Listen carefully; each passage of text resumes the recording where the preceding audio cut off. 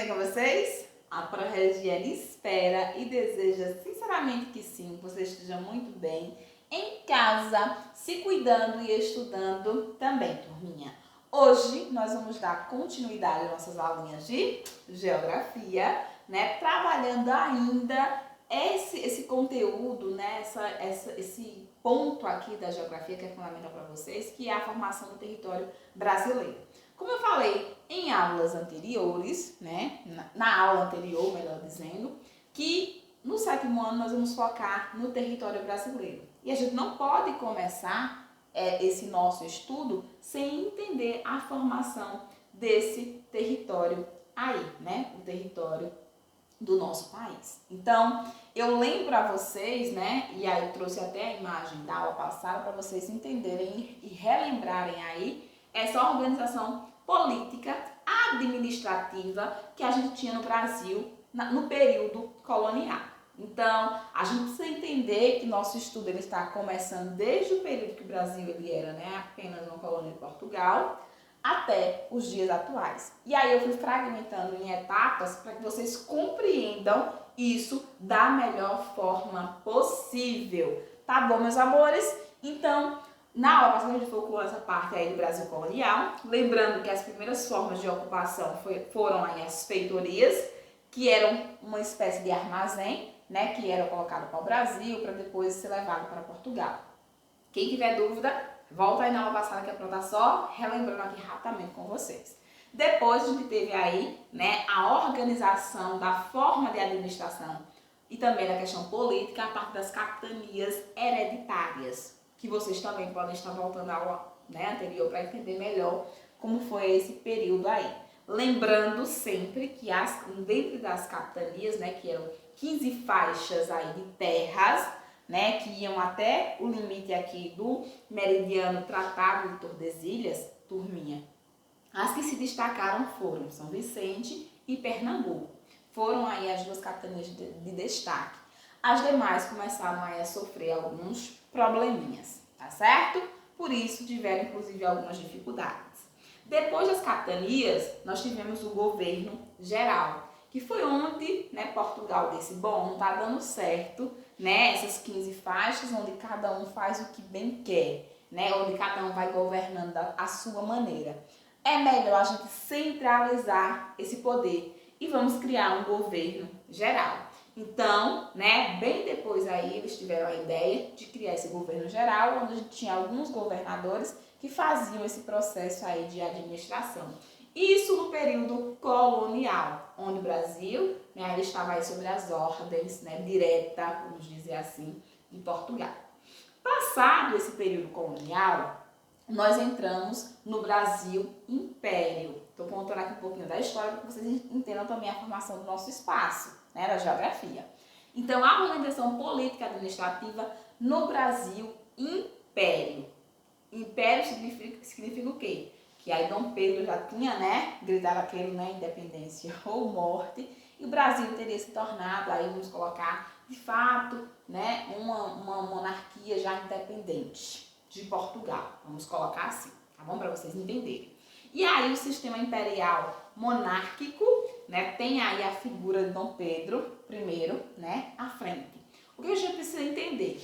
Que a partir desse momento que o Brasil se torna um império, a gente continua com o poder centralizado, assim como era no governo geral. Só que, o que acontece aí que tem uma modificação? Agora, né, esse poder centralizado não estava na mão de um português que optava, né, pelo ficar no Brasil para organizar o Brasil, né? Não.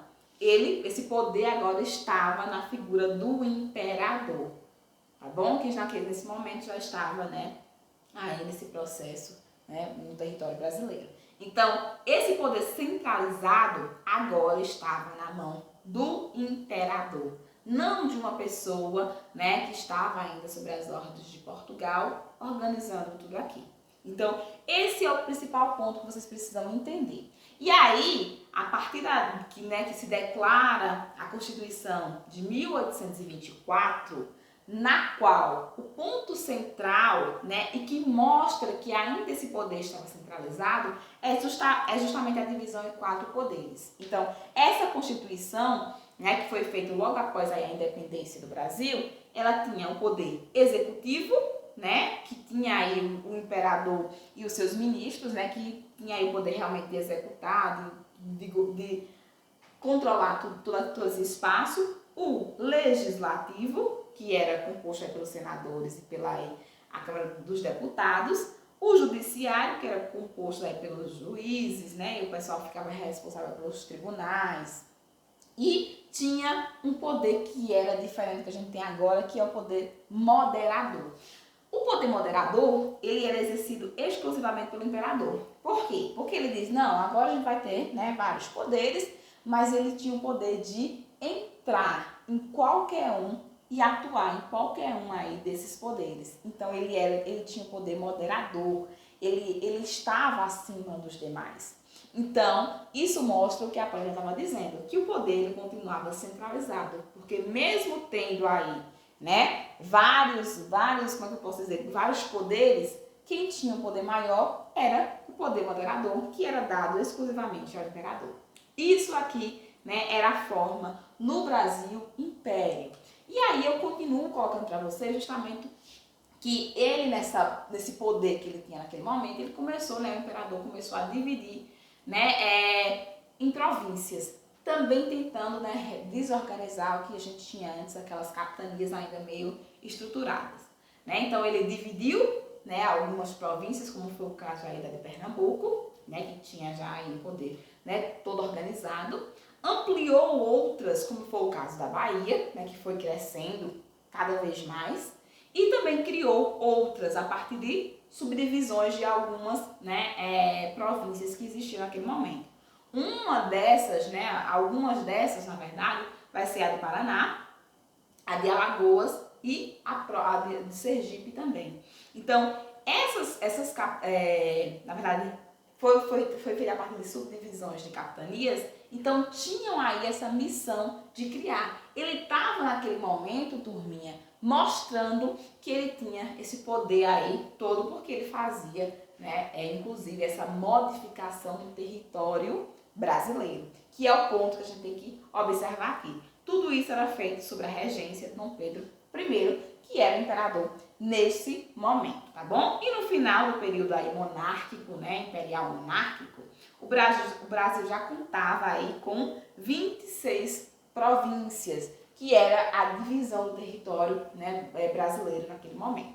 Tá certo, meus amigos? Então, vocês precisam observar, então, como era no colonial, como era aí no período, né, imperial. E aí a gente precisa entender, né, como foi o período da República aos dias atuais. Como assim, professora? A gente teve um período colonial, um período imperial, né? E nós também tivemos o período aí da República. A República, ela já vai acontecer aí, né, depois do governo, né, de Dom Pedro II, tá certo? Então, o período imperial vai desde de Dom Pedro I até Dom Pedro II, observando isso daí, até os dias atuais. É o nosso ponto agora na aula. Então, a partir do momento que a gente teve a República, essa proclamação da República, nós tivemos um sistema federativo republicano. Então, a forma político-administrativa já mudou aí, porque a gente tinha agora um governo, né? Uma forma de administração do território a partir do modelo federativo republicano. E esse sistema, né, ele começa a existir a partir do momento que foi aí proclamada a República, né, no dia 15 de novembro de 1889, tá bom? Por quem? Por Deodoro da Fonseca, que foi quem proclamou aí, né, essa república no território brasileiro. Uma nova Constituição foi promulgada, né, foi colocada aí em prática nesse momento, e a gente tem, inclusive, dessa Constituição, a gente leva até hoje alguns pontos. O que vai chamar a atenção, né, o que vai ser o maior exemplo, vai ser a autonomia, né, parcial, vamos colocar assim, das unidades político-administrativas do nosso país, que são os estados, tá bom? A partir desse momento aqui, a gente já vai ver nessa Constituição que se tem aí uma certa autonomia, mesmo que de forma parcial, dos estados. E que, né, juntando aí esses estados, eles vão formar aí essa federação, esse país, tá certo? Então, sim, nossos estados eles têm uma certa autonomia, desde que eles não modifiquem, né, a Carta Maior, que seria essa nossa Constituição. Isso a gente leva desde essa primeira aí, Constituição no período da República. E aí, a federação, né, como eu falei para vocês, é um sistema federativo, é a união política entre províncias ou estados, tá bom? Que se associam sobre o governo central, ainda centralizado, sem perder, contudo, a soberania, tá certo? Então, esses estados, eles se reúnem, mas, né, eles têm aí uma certa independência, desde que eles não modifiquem o poder maior, que vai ser esse poder, esse governo central. Isso aí no modelo, né, republicano. E aí eu queria colocar para vocês justamente outras questões que a gente precisa prestar atenção. Aos poucos, né, os diversos regimes políticos aí republicanos, ou seja, os presidentes que a gente foi tendo aí, né, Deodoro foi o primeiro, mas a gente teve uma série de presidentes aí, né, até hoje a gente tem, né, eles acabaram moldando a divisão do território até chegar na situação atual. Então foi uma construção histórica o nosso território brasileiro como a gente tem hoje, e vocês bem conhecem, né, como é aí o território brasileiro. Então, o primeiro momento aí o governo republicano adotou aí a denominação de estado, abandonando o que a gente chamava aí de províncias. Então, foi um dos primeiros marcos. Então, hoje a gente é dividido em estados. São 26 estados, mais o Distrito Federal, né? O que vai ser modificado, porque antes a gente chamava de províncias, tá bom? Esse período, porém, foi bastante, né, conflituoso, porque existia aí um monte de territórios que não eram nossos e a gente precisou comprar, precisou fazer, né, alguns ajustes aí para a gente ter o território como a gente tem atual.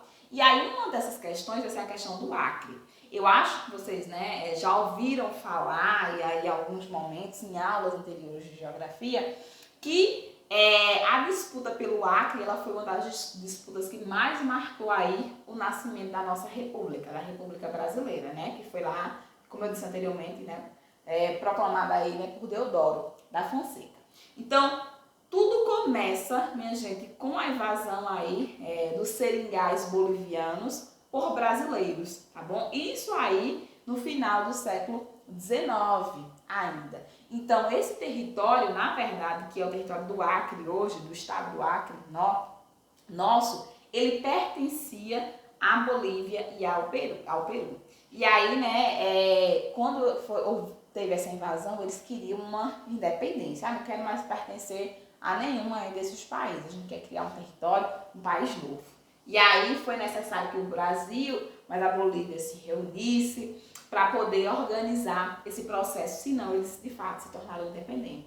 E aí era ruim, né, para aquele momento. Então houve aí uma junção da Bolívia, né, com o Brasil, que depois, né, entre idas e vindas a esse processo de luta e disputa, culminou, resultou aí, né, num tratado de Petrópolis, que foi o tratado assinado entre Brasil, Bolívia e Peru para a compra do território, né, que hoje é o Acre, né, pelo Brasil. Então o Brasil acabou comprando esse território para poder anexar, para acabar com essas disputas aí internacionais. Esse tratado, que foi o Tratado de Petrópolis, que foi o tratado que o Brasil compra o território do Acre, ele também impõe uma série de normativas para o Brasil. Então o Brasil tem que fazer uma série de coisas também para ter ainda, né, esse domínio sobre o Acre. Então vocês vão perceber que o território nosso ele foi formado inclusive por compra de território. Alguns territórios foram conquistados a partir de disputas, outro, como é o caso aqui, né, do território do Acre, foi necessário aí realmente comprar, tá bom? Então tem que observar. Outras questões que a gente precisa chamar a atenção é a questão aí da Zona de Palmas, que foi aí uma disputa que envolveu o Brasil e a Argentina, tá certo? Ali por porções de terra, essa porçãozinha de terra aqui que ficava perto do Paraná e de Santa Catarina. Então, havia uma disputa entre Brasil e Argentina por essa área, né, que era uma área de fronteira, e que era muito interessante para todos. E aí essa região foi transformada em um território federal, né, com o nome aí, né, de Iguaçu e Ponta Porã, né, territórios brasileiros, tá certo? Mesmo com esse conflito e tudo mais, a gente conseguia esse território e o Brasil teve acesso a ele. Então essa zona de Palmas, aí esse território ali, né, que está demarcado aqui no mapa, né, que hoje é nosso também, tá bom? Percebam aí como a gente vai modificando o território brasileiro.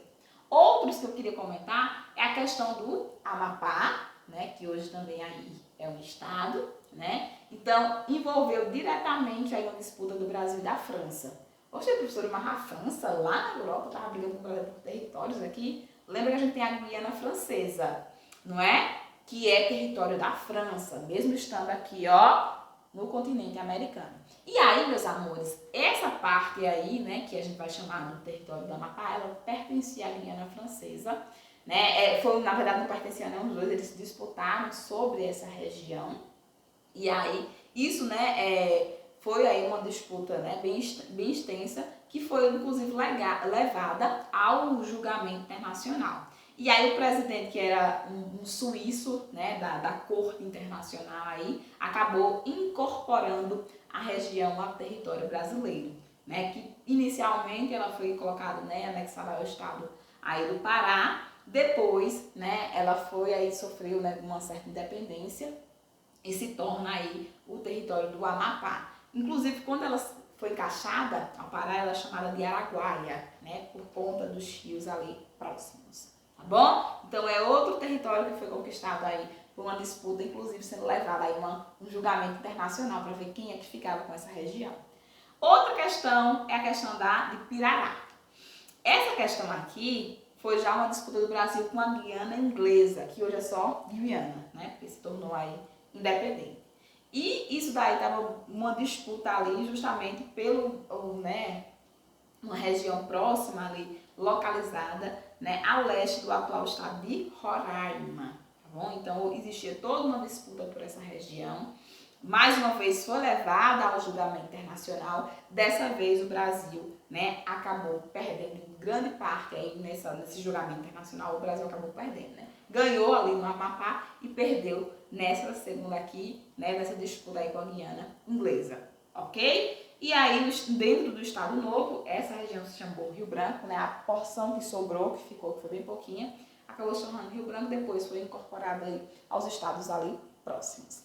Tá bom, meus amores? Então, essa é a construção, né, que a gente precisa entender até o momento aí da nossa história. Nós vamos continuar estudando aí essa construção do território, né, até os dias atuais, que tem muita coisa pra gente poder entender, que a gente vai entender na próxima aula. Tá bom, meus amores? Ó, beijos e até lá!